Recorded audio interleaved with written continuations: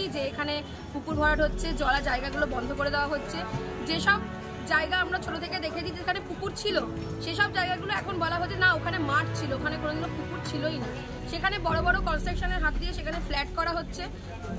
সেই ফ্ল্যাটের যারা হেড মাথা তারা হচ্ছে কাউন্সিলর, মেয়র, আমাদের কাউন্সিলরদের তো আছেই, বড় বড় নেতারা এর মধ্যে জড়িত।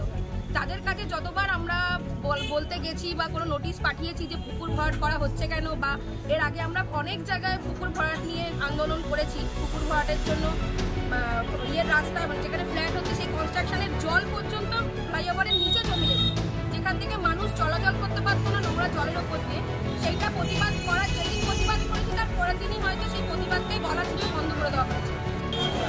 আমাদের চন্দননগরে যেভাবে এমনি কনজাস্টেড এরিয়া, জল যখন বর্ষা হয় প্রচুর জল জমে যায়, সেখানেও দেখা যাচ্ছে মন্ত্রী মশাইয়ের সহযোগিতা এবং মেয়র আর কাউন্সিলরের টোটালি সহযোগিতাতে কাটমানির বিনিময়ে পুকুর বুঝিয়ে পুকুর ভরাট করে বড় বড় ফ্ল্যাট নির্মাণ করছে।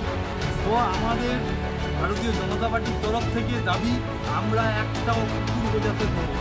আমরা সবে পোস্টারিংয়ে গেলাম, এরপরে কী কী হয় মেয়র মশাই দেখতে থাকে, এরপরে আমরা কী কী বুঝছি বা কী কী করছি।